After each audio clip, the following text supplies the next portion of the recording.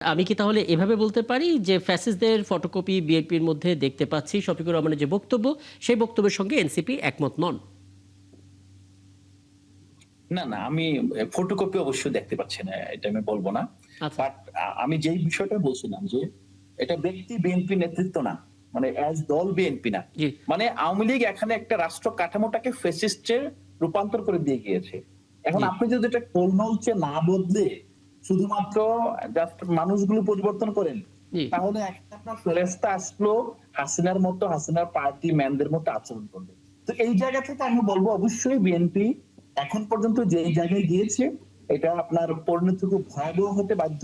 জি। কারণ আপনি এটা এমন একটা জায়গা আপনি যেতে পারবেন। আপনি ফিরতে কিন্তু পারবেন না। কিন্তু এটা আপনার টাইম আলাদা মেশিনে মোহাম্মদ, ফিরে আমরা অন্য কোনো বুঝলাম যে আয়োজন করতে ডক্টর শফিকুর রহমানের বক্তব্যের সাথে এনসিপি একমত নয়, তবে এনসিপি নিজস্ব একটা অবজারভেশন আছে এবং এনসিপি সেটা দিয়েছে। আপনি শুনতে পাচ্ছেন আলাউদ্দিন মোহাম্মদ? জি, আমি শুনতে পাচ্ছি। আচ্ছা, কিন্তু মুশকিল হচ্ছে আমরা গেল দুদিন আগে দেখলাম নাহিদ ইসলাম তিনি বলছিলেন যে এই সরকারকে ৫ বছর সময় দেওয়া হবে না।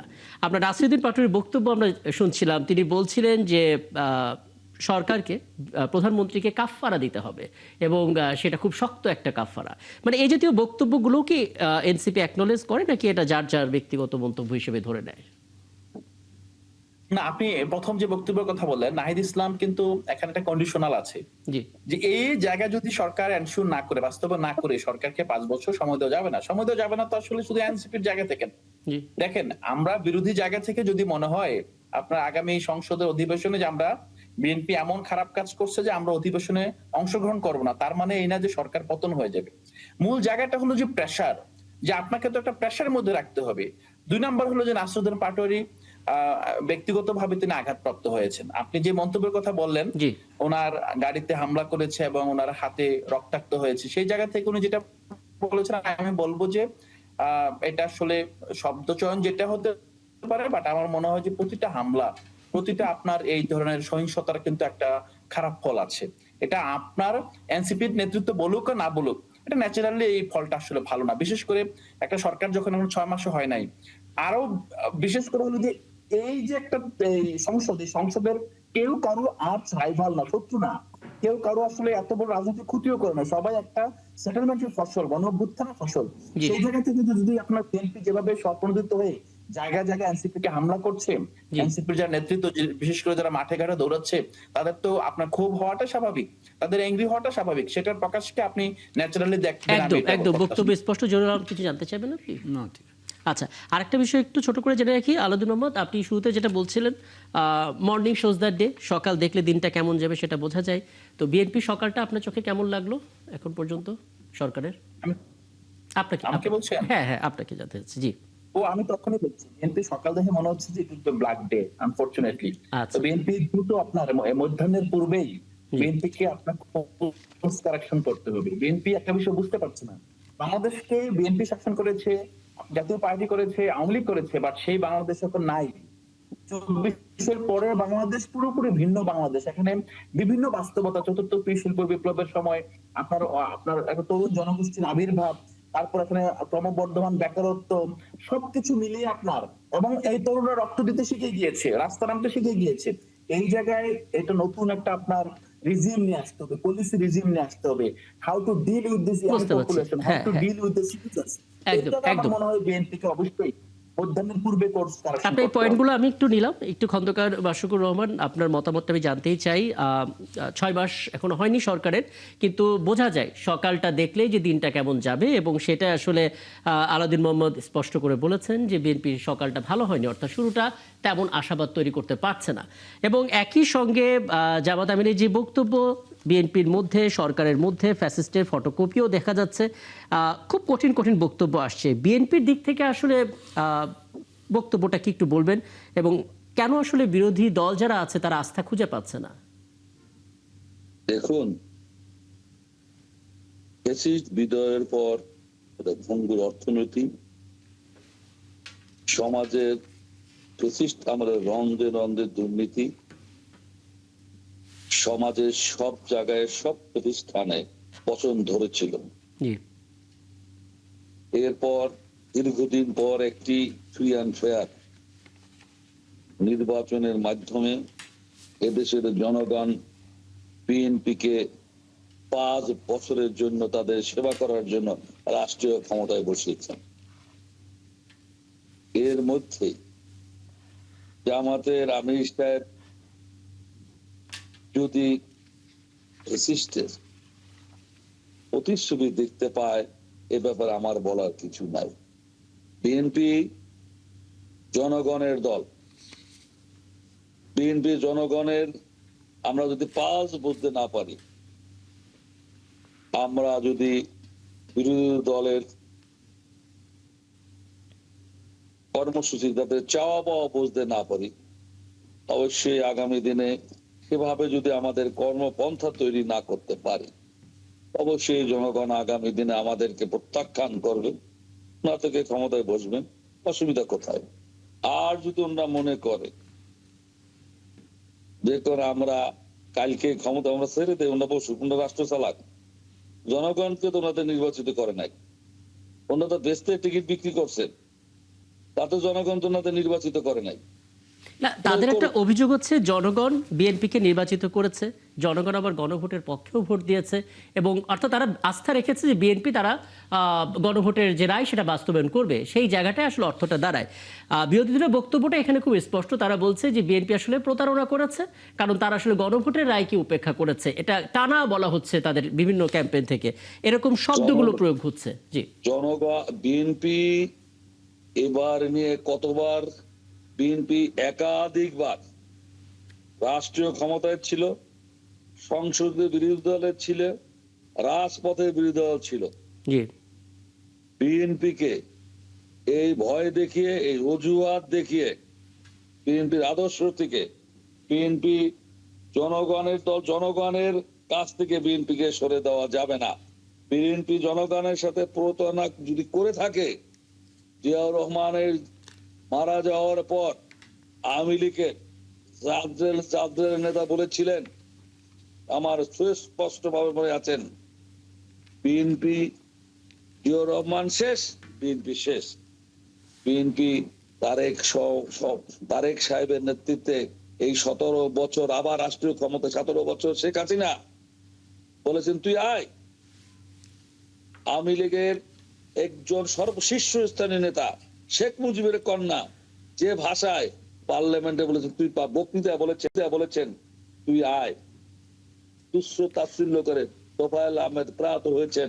হ্যাঁ, এবং এই বক্তব্যগুলোর জন্য যে পরিণতি হয় সেই পরিণতি আমরা দেখেছি, কিন্তু মুশকিল হচ্ছে এখন তো ঘুরে ফিরে সেই বাকবিতণ্ডা দেখতে পাচ্ছি আমরা।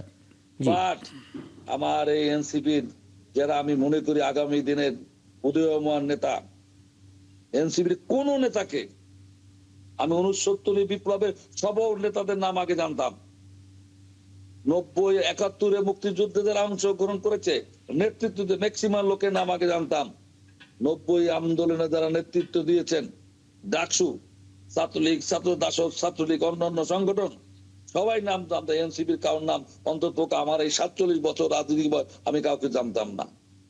কিন্তু আমি আগামী দিনের আগামী জাতীয় নেতা হবেন, তাদের আচরণ, তাদের বডি ল্যাঙ্গুয়েজ আমাকে প্রশ্ন করে, আমার বিবেককে বারবার। তাদের পরিবারের পারিবারিক শিক্ষা কি, তাদের কোন পরিবার থেকে তারা আগমন হয়েছে, তার আগামী দিনের এই রাষ্ট্রের দায়িত্বভার জনগণ যদি তাদের উপরে নেয়, মর্নিং দ্য শো কিভাবে বলবো আমরা, সেই প্রত্যাশা আল্লাহ বেঁচে থাকলে সেটা দেখবো। এবং আমি চাই না এই জুলাই বিপ্লবে যারা নতুন দল করলেন, শুক্র 7 দিন, শুক্র 7 দিন তারা বিএনপির মতো একটা পুরনো দলের যে ভাষায় সমালোচনা করে, আমি আশা করব এরা যেন অতি সত্বর জাসদের মতো এরকম মেধাবী, তরুণ, অভিজ্ঞ সম্পন্ন নেতাদের দ্বারা আদর্শ নিয়ে জাসদ তৈরি, বৈজ্ঞানিক সমাজতন্ত্র, প্রতিটা শিক্ষা প্রতিষ্ঠান, ইউনিভার্সিটিতে বৈজ্ঞানিক সমাজতন্ত্রের নামে মেধাবী ঝাঁপিয়ে বলেছিল, সেই সংগঠন আজকে বিলীন হয়ে গিয়েছে। বিলীন হয়েছেন, নেতৃত্বে ছিলেন কারা? জাতীয় নেতা পর্যায়ের নেতৃত্ব। বুঝতে পারছি আপনার বক্তব্যটা একেবারে স্পষ্ট। আমি আবারও ফিরবো এখানে। আমি বলি যারা কোনোদিন একটা প্রতিষ্ঠানের নেতৃত্ব দেয়নি, একটা প্রাইমারি স্কুলের নেতৃত্ব দেয় নাই, একটা হাই স্কুলের নেতৃত্ব দেয় নাই, একটা শিক্ষা প্রতিষ্ঠানের বিপিজিএস হয় নাই 88 সনে, 88 সনে রাজেন্দ্র বিশ্ববিদ্যালয় কলেজে 37,000 ছেলে মেয়ে, সেখানে আমি প্রথম নির্বাচিত হয়েছিলাম বিপি, সংসদে নেতৃত্ব দিয়েছি। সেখানে সেই সময় হোসেন মোহাম্মদ এরশাদ নির্বাচনকে ইলেকশনে হ্যাঁ, মাশকুর রহমান, আমি থাকলে এই ইতিহাসগুলো একটু গভীরভাবে শুনতাম। আপনাকে অনেক ধন্যবাদ, আপনি তো আছেনই, আরো কথা হবে আপনার সঙ্গে। আমি একটু জোর হলো আপনি একটা মতামত নিতে চাই। মানে প্রথম কথা হচ্ছে, আপনি নিজে একজন গণমাধ্যম কর্মী হিসেবে, একজন সাংবাদিক হিসেবে নিশ্চিতভাবে সরকারের বিভিন্ন মুভমেন্টগুলো ফলো করেছেন। এখনো ফেসবুকে দেখা যায় আপনি বর্তমান প্রধানমন্ত্রী একটা ইন্টারভিউ নিয়েছিলেন, তার যে ভিশন, তার যে প্ল্যান, তখন আপনি কথা বলছিলেন। এই যে জার্নিটা, এই সময়টা, ঠিক এই জায়গাটাতে এসে দায়িত্ব নেওয়ার পর আপনার মনে হয় কিনা যে সকালটা এতটাই খারাপ হয়েছে যাতে আশাবাদ তৈরি হচ্ছে না সরকারের কে নিয়ে? একই সঙ্গে আমি বিএনপি মহাসচিব একটা বক্তব্য কোট করতে চাই। তিনি বলেছেন আইনের শাসন এবং সামাজিক ইনসাফ প্রতিষ্ঠা করতে চাই বিএনপি, কিন্তু মানুষ আসলে কিভাবে আশাবাদী হবে যখন হবিগঞ্জের মতো ঘটনা তারা দেখবে? জি, না, আমরা কিন্তু মানে আমরা খুব একটু অ্যাম্বিশিয়াস হয়ে গেছি আর কি। আমরা যেইখানে রাষ্ট্রটাকে নিয়ে এসেছি, যেই অবনমন আমাদের ঘটেছে in all spear of life, তো পলিটিক্স তো এটার মধ্যে একেবারে শিখরে আছে। মানে রাজনীতি, আমাদের প্রতিষ্ঠান, আমাদের মানে সোশ্যাল ভ্যালুজ, আমাদের ফ্যামিলি ভ্যালুজ থেকে শুরু করে আমাদের প্রাতিষ্ঠানিক শক্তি, সব কিছুই তো একটা ধ্বংসপ্রাপ্ত হয়েছে। সেই জায়গা থেকে জুলাই বিপ্লবের পরে আমরা যে সময়ে সেগুলোকে রিবিল্ড করার জন্য যে কাজগুলো আমাদের করা দরকার, যেভাবে সময় দেওয়া দরকার, যেভাবে আমাদের ধৈর্য দেওয়া দরকার, যেভাবে আমাদের কি বলবো যে রাজনৈতিক সাংস্কৃতিক রুচির পরিচয় দেওয়া দরকার, ওই জায়গাগুলোতে উই হ্যাভ বিন মেজারেবলি ফেল। আমরা কিন্তু ফেল করতেছি। এখন ধরেন আপনি একটা সরকার এসছে, সরকার আসার পরে তাকে মানে তাদের ভুলভ্রান্তিগুলো তো অবশ্যই আমাদের তীক্ষ্ণ নজরের মধ্যে রাখতে হবে, তাদেরকে চ্যালেঞ্জ করতে হবে, তাদেরকে অ্যাকাউন্টেবল করতে হবে, তাদেরকে প্রতিনিয়ত চাপ নেওয়া, যেটা বলে প্রেশার গ্রুপ, প্রেশার রাখতে হবে। কিন্তু প্রেশার দেওয়ার অর্থ এই না, কারণ একটা তো 5 ইয়ার একটা টার্ম আছে, তো 5 ইয়ার টার্মে তো আপনার এটা একটা process, democracy is a process. এই যে প্রসেসটাকে এক্সারসাইজ না করে আপনি শুরুতেই তাকে হুমকি ধামকির ভাষা দিয়ে যদি তাকে ইন্টিমিডেট করেন, যেখানে গভর্নমেন্ট ইন্টিমিডেট করছে বলে আমরা অভিযোগ করছি, রাজনৈতিক প্রতিপক্ষ অভিযোগ করছে, ডেফিনেটলি তার মত প্রকাশের স্বাধীনতা, সেখানে বিরোধী দলের উপর দমন পীড়নের অভিযোগ সেখানে আসছে, তাদের সমাবেশ করার অধিকারের উপর প্রশ্ন আসছে, তাদের ভয়ভীতি দেখানো হচ্ছে ইত্যাদি, এই অভিযোগগুলো আসবে। কিন্তু একই সঙ্গে আপনাকে এইটা এক্সপিরিয়েন্স করতে হবে যে না, হাউ ইটস আনফোল্ডিং। এই আনফোল্ডিংয়ের প্রসেসটা ফলো না করে রাতারাতি যেইভাবে কথাবার্তা, যেইভাবে, যেটা একটু আমাদের ভাইও বলছিলেন যে প্রতিটা প্রতিষ্ঠানকে তো একটা মানে কি বলবো যে এই ধৈর্যের পরীক্ষাটা দিতে হবে। আর এনসিপি তরুণ নেতৃত্ব, তারা তো একটা প্রমিজিং নেতৃত্ব, তাই না? কিন্তু শুরু থেকেই তো তারা নানা বিতর্কের মধ্য দিয়ে যাচ্ছে। একটা নতুন দল তাদের নেতাদের নিয়ে এত মানে নেগেটিভ রিমার্কস, এত নেগেটিভ অ্যাডভার্স কমেন্ট, এত অ্যাডভার্স ক্রিটিসিজম কেন হবে? তারা তো ভবিষ্যতের নেতা, ভবিষ্যতের কর্ণধার, তাদের নিয়ে তো আমাদের আস্থার জায়গা। আমার মনে হয় ওই জায়গাতে কেউই না। সরকারকে আমি মনে করি যে সরকার ভুলভ্রান্তির ঊর্ধ্বে, মোটেই না। কিন্তু একটা রিফ্লেকশন অফ গুডউইল যদি আপনি দেখেন, আমরা কিন্তু এখানে রাইজিং অ্যাবাভ এনি অ্যাফিলিয়েশন, আপনি বলেন যে অনারেবল প্রাইম মিনিস্টার যতখানি এই পর্যন্ত আপনি দেখেছেন একটা গুডউইলের এক্সপ্রেশন আছে তার মধ্যে, কিন্তু ওভারঅল একটা রাষ্ট্র যখন একটা সংকটের মধ্যে দিয়ে আছে, সেটা ওনারও সবকিছু যে উনি সঠিকভাবে তদারকি করতে পারছেন কেউ বলছে না। এখানে আনএমপ্লয়মেন্ট আছে। ছোট করে বলি, এনসিপির পক্ষ থেকে 4-5টা গুরুত্বপূর্ণ পয়েন্ট আছে, তারা বলছে। প্রথম পয়েন্টটা হচ্ছে যে সরকার গণভোটের রায়কে উপেক্ষা করেছে। আসছি আপনার এখন তো এটা কি তারা ডিফাই করতেছে? তারা কিন্তু একটু কৌশলী, তারা একটু কৌশলী, তারা নানাভাবে এটাকে হয়তো ঘুরায় পেঁচায়, হয়তো পুরোপুরি তাদের টার্মে বিরোধী দল যেভাবে চাইছে সেই টার্মে হয়তো তারা কমপ্লায়েন্স আমরা দেখতে পাচ্ছি না। কিন্তু এখান থেকে এক্সিট করা, এখান থেকে ডিপার্ট করা কি এত সহজ হবে? প্রতিনিয়ত কিন্তু আপনাকে তারা কোনো না কোনো ভাবে এশিওর করছে যে হ্যাঁ, আমরা ততটুকু বাস্তবায়ন করবো যতটুকু আমরা প্রমিস করেছি। উই ওয়ান্ট টু ওয়েট, আমরা দেখতে চাই যে তারা আসলে তাদের প্রমিসটা লিভ আপ করে কিনা। তো এই প্রমিসটা লিভ আপ করা, ট্রান্সলেট করা, ম্যাটেরিয়ালাইজ করা, ইমপ্লিমেন্ট করার জন্য তো একটু সময় দিতে হবে তাদেরকে। সময় দেওয়া মানে কি, আমরা ক্রিটিক্যালি অবজার্ভ করব যে তারা যে বলছে। আজকেও তো আমাদের মাননীয় প্রধানমন্ত্রীর উপদেষ্টা একজন বলেছে যে জুলাই সনদ আমরা বাস্তবায়ন করবো, তা আমরা এখান থেকে সরে আসিনি। কিন্তু কি ফর্মে করে, কতটুকু করে, কিন্তু এই জায়গায় আমি পার্সোনালি খুবই কনভিন্স যে এই জুলাই সনদে যেইভাবে আমরা চাই, যত উচ্চাভিলাষী আমরা হয়েছি রাষ্ট্র নিয়ে, শুরু ওই অবনমন থেকে ওই জায়গায় পৌঁছানো, এটা একটা ডেকেডস অফ জার্নি। এটা একটা লম্বা জার্নি। আমাদের আলাউদ্দিন সাহেবরা যেভাবে চাচ্ছেন, কিংবা যারা বাংলাদেশ নিয়ে আরো অনেক বেশি আশাবাদী হয়ে উঠেছেন জুলাইয়ের পরে, তারা কিন্তু আমার মনে হয় যে বাস্তবসম্মত না। বাংলাদেশ যেখানে আছে ওখানে এই ধরনের পার্লামেন্টারি ডেমোক্রেসির যে প্র্যাকটিস, এটা একদিনে হবে না। যতগুলো আপনি সংস্কারের প্রস্তাবনা এনেছেন, যতগুলোর ব্যাপারে আপনার আশাবাদ তৈরি হচ্ছেন, হয়তো এগুলো একটা গ্রাজুয়াল রিফ্লেকশন, গ্রাজুয়াল ইমপ্লিমেন্টেশন হলে আমরা খুশি। যদি আমি পার্সোনালি মনে করি যে একটু একটু করে যদি আপনি এটা ট্রান্সলেট করতে পারেন, ম্যাটেরিয়ালাইজ করতে পারেন, তাহলেই খুশি। কিন্তু সরকারের সমালোচনা অবশ্যই জারি রাখতে হবে, কিন্তু একই সঙ্গে এটাকে রাতারাতি আপনি কোনো সংস্কার, কোনো ধরনের জুলাই সনদে যা যা প্রমিস করা হয়েছে, ইটস এ ভেরি আনরিয়ালিস্টিক যে এগুলো সরকার পুরোপুরি বাস্তবায়ন করবে কিনা এই ব্যাপারে আমি সন্দিহান আছি। কিন্তু কিছু যদি তারা বাস্তবায়ন করে তাদের প্রমিস অনুযায়ী, জনগণের কাছে তো তাদের দাঁড়াতে হবে, ভোটে তো তাদের যেতে হবে, এবং এই সমালোচনাগুলো তাদের সহ্য করতে হবে।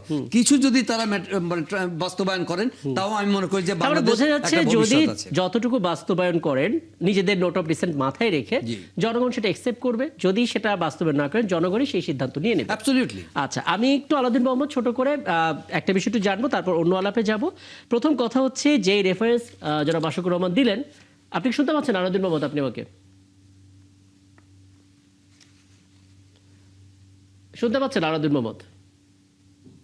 জি, শুনতে পাচ্ছি। জি, দুটো বিষয় একটু বলবেন। প্রথম কথা হচ্ছে যেটা খন্দকার মাশরুকুর রহমান বললেন যে জাসদ অনেক মেধাবী একটি নেতৃত্বের দল ছিল, কিন্তু বাস্তবতার প্রেক্ষিতে তারা তাদের সেই মেধাটা ব্যবহার করতে পারেনি বলে একটা পর্যায়ে তাদের বিলীন হতে বাধ্য হয়েছে তারা। এবং দ্বিতীয় যে বিষয়টা জহুরুল আলম বললেন যে এখনই আসলে অনেক আর্লি হয়ে যাচ্ছে, যে সরকার গণভোটের রায় উপেক্ষা করেছে, এগুলো সমস্ত কিছু বাস্তবায়ন করবে না। দুটো বিষয় আপনার মতামত জানতে চাই ছোট করে। জি,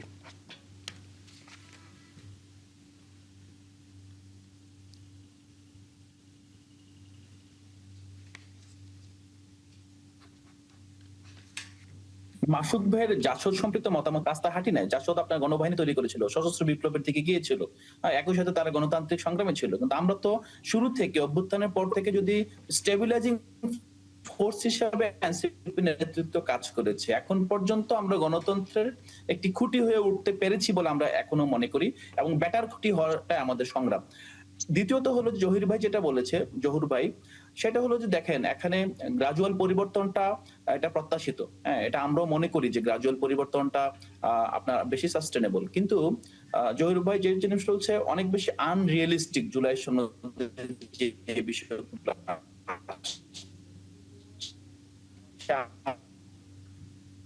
আমি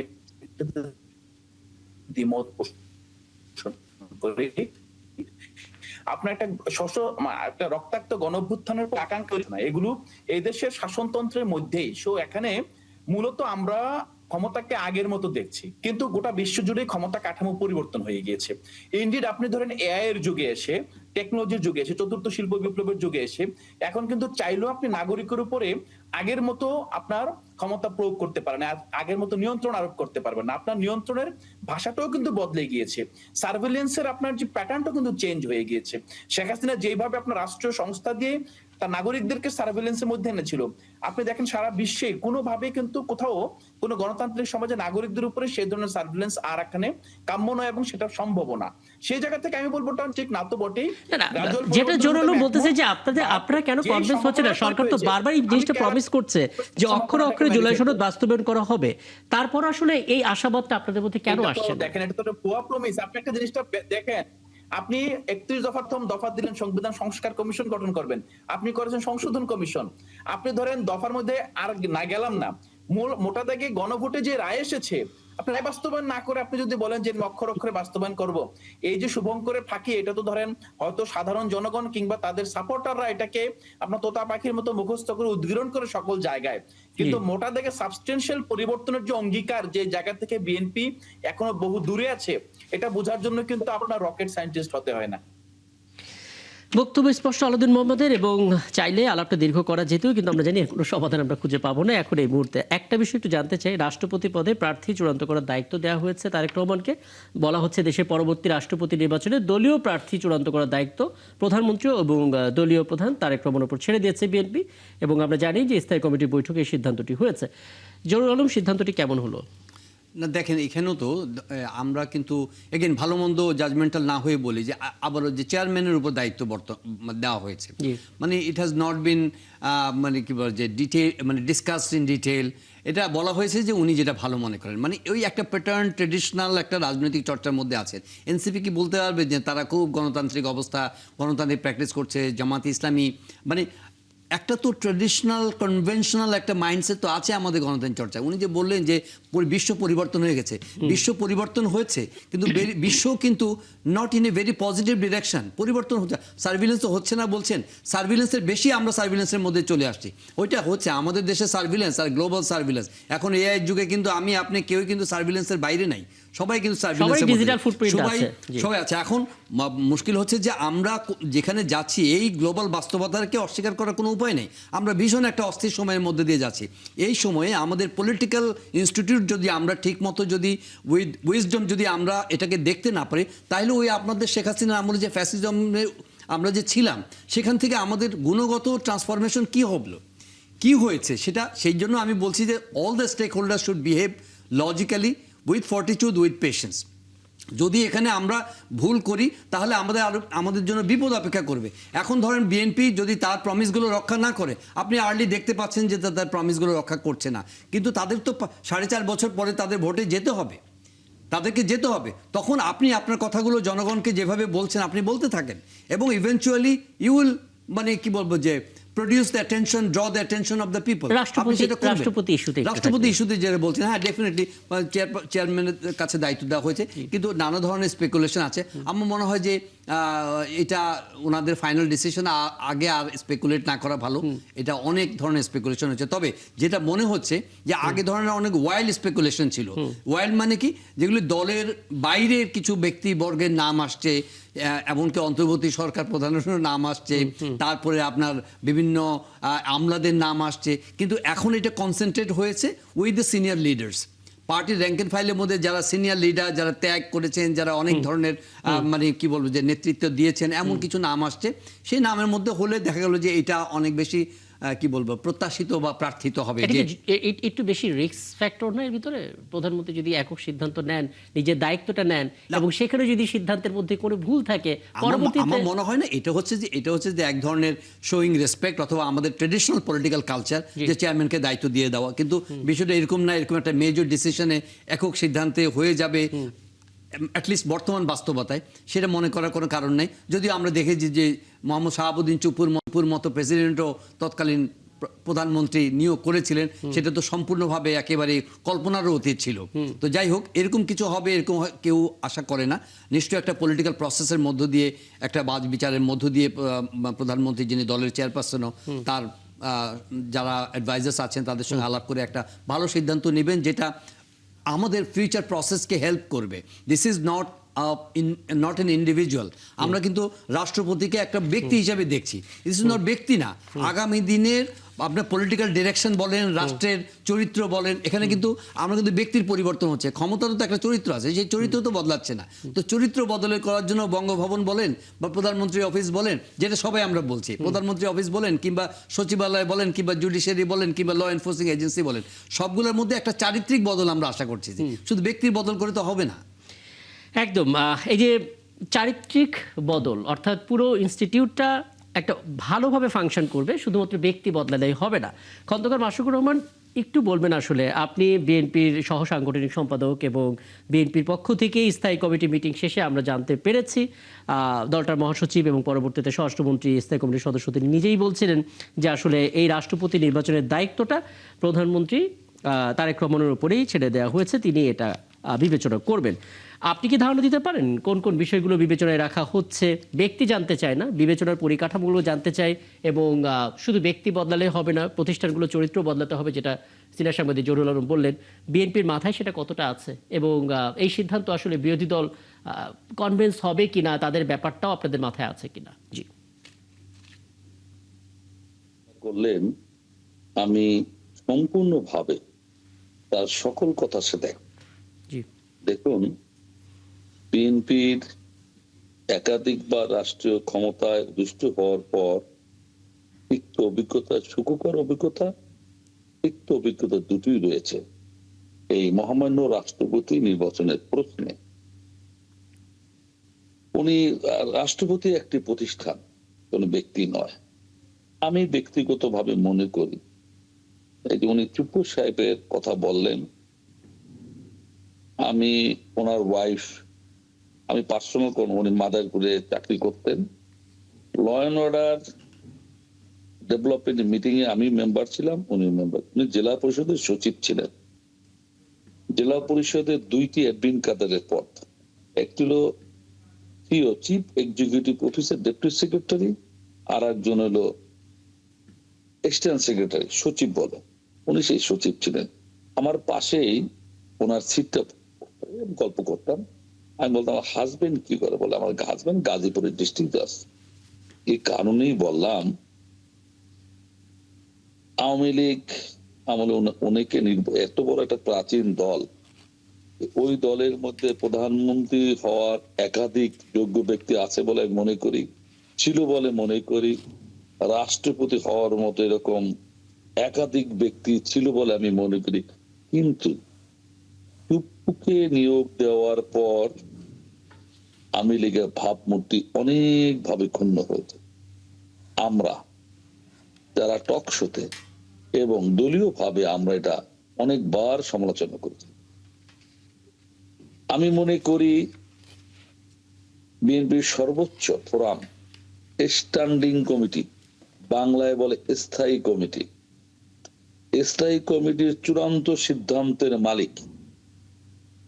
এই স্ট্যান্ডিং কমিটি সর্বসম্মতিক্রমে মাননীয় প্রধানমন্ত্রী, বিএনপি চেয়ারপারসন, তার উপরে এই দায়িত্বভার দিয়েছেন। জহির সাহেব যথার্থই বলেছেন, এর অর্থ এই নয়, ওখানে নিশ্চয়ই আলোচনা হয়েছে। আলোচনা স্ট্যান্ডিং কমিটির অনেকের সাথে এই মিটিং হওয়ার আগে কথা হয়েছে, অনেকে বলেছেন আমি এই কথা বলবো, এই কথা বলবো, সেই কথা নাই বা বললাম। এর পরও উনি আলাপ প্রয়োজন বোধ করবেন, তার সাথে উনি আলাপ করবেন। আমি মনে করি এই প্রজ্ঞা, আমি 15.5 বছর ওনার সাথে এই জুমের মাধ্যমে মিটিং করে আমি এই উনি সবচেয়ে বেশি একদম কথা পরিষ্কার, বলেছেন। মানে এটা যেটা জরুরি আলম বললেন ঠিক। শেষ করি জি, সাংগঠনিক টিমের সাথে। জি, এবং আপনারা আমার কথাটা বিশ্বাস করতে পারেন না পারেন, জি, এই 15.5 বছর আমি একদিন বলেছিলাম আপনাকে দেশ নিয়ে চিন্তা করার দরকার নাই, দল নিয়ে চিন্তা করেন। উনি এটাকে একটু মাইন্ড করেছিলেন। ঠিক পরক্ষণে আমি বুঝাইতে সক্ষম হয়েছি, দেশের জায়গায় আছে, জাসদ বিলীন হয়ে গিয়েছে, বিএনপি যাতে ওদিকে না যায় 24-এর পরে। রিমেম্বার, উনি সব সময় উনি দেশ নিয়ে চিন্তা করেছেন। এবং আমি মনে করি উনি ওই জায়গায় আমার দল যদি নিয়োগ দেয়, সেরকম ব্যক্তি বসানো উচিত। রাষ্ট্রের একজন অভিভাবক থাকতে হবে। অনেক জায়গায় কেন্দ্রীয় মসজিদের ইমাম চিফ জাস্টিস হয়, রাষ্ট্র যখন ব্যর্থ হয় ডিসিশন দিতে, উনি দিলে সবাই মেনে নেয়। আমি মনে করি সেরকম একজন লোক চেষ্টা করবেন রাষ্ট্রপতি বানানো। হ্যাঁ, আপনি স্পষ্ট করেছেন যে আসলে দায়িত্বটা প্রধানমন্ত্রীর উপরে, কিন্তু তিনি আসলে তার জায়গা থেকে, সেই প্রজ্ঞা থেকে তিনি হয়তো যোগ্য মানুষের সঙ্গে কিছু আলাপও করে নিতে পারেন, কিছু আইডিয়া নিতে পারেন। নিশ্চয়ই সেগুলো নিয়ে তো জানবই। আমি একটু আলাউদ্দিন মোহাম্মদ আপনার কাছ থেকে একটু জানতে চাই, বিরোধী দলের ভূমিকা আপনারা পালন করছেন, রাষ্ট্রপতি যেহেতু সবার এবং এটা একটা প্রতিষ্ঠান, কাজেই সবারই স্বার্থ সেখানে কোনো না কোনোভাবে সংশ্লিষ্ট। আপনাদের বিশেষ কোনো অবজারভেশন আছে কিনা? আমি আসবো, আবার আসবো আপনার কাছে। জি, এক সেকেন্ড। জি, যদি এরকম হয় বিরোধী দল সংসদের বাইরে সরকারের সাথে সম্পর্ক অবনতি হতে পারে, তাদের আশ্রয় লাস্টে রাষ্ট্রপতির কাছে যাবে, রাষ্ট্রপতির সমাধান দিতে পারে, এমন লোক ওখানে বসানো উচিত বলে আমি মনে করি। আচ্ছা, আলাউদ্দিন মোহাম্মদ আপনাদের বিশেষ কোনো পর্যবেক্ষণ রাষ্ট্রপতি ইস্যুতে? জি, না, রাষ্ট্রপতি ইস্যুতে প্রথম পর্যবেক্ষণ হলো যে এটা সময়কাল, যে শাহাবুদ্দিন চুপ্পুকে যেই সময় অপসারণ করা হয়েছে অথবা পদত্যাগে বাধ্য করা অথবা পদত্যাগ তিনি করেছেন, সেই সিচুয়েশন তৈরি হয়েছে। এটার সাথে বিএনপির অনেকে মনে করে এটা একটা আগামী তত্ত্বাবধায়ক সরকারের যে মেয়াদ, সেই মেয়াদ পর্যন্ত এই রাষ্ট্রপতিকে রেখে দেওয়ার একটা আপনার সময়কাল বিবেচনায় ছিল। এটা হলো নাম্বার 1। তো এই জিনিসটাকে প্রথমত আমি মনে করি যে এটা আসলে এইভাবে চিন্তা করাটা আমাদের জন্য উচিত হয় নাই। আমাদেরকে নতুন ভাবে চিন্তা করা দরকার ছিল যে রাষ্ট্রপতি আসলে যখনই পদত্যাগ করবে, যখনই চেঞ্জ হবে না কেন, তত্ত্বাবধায়ক সরকারের সময়টা আসলে এটা একটা স্বাধীন সময়, ওই সময়টা যাতে নিরপেক্ষতা সব দিক থেকে বজায় থাকে। 2 নাম্বার হলো যে ধরেন রাষ্ট্রপতি পদে কিছু নাম আমরাও দেখেছিলাম, যেটা ভাই বললেন, জহুরুল ভাই বললেন যে এটা তো এখন একটা লিমিট হয়ে আসছে। তো আমরা যেটা চাই যে দীর্ঘদিন জনপরিসরে দলের বাইরে গিয়ে রাষ্ট্রকে ধারণ করতে পারেন, জনগণকে ধারণ করতে পারেন, রাষ্ট্রের প্রতিষ্ঠানগুলোকে প্রোটেক্ট করার মতো যার হিম্মত আছে সে ধরনের ব্যক্তিকে রাষ্ট্রপতি নির্বাচন করা উচিত বিএনপির। তৃতীয়ত হলো এই যে স্ট্যান্ডিং কমিটির সভায় আবার যে আপনার প্রধানমন্ত্রীকে সর্বময় ক্ষমতা দিয়ে দেওয়া হলো, আমার কাছে মনে হয় যে হ্যাঁ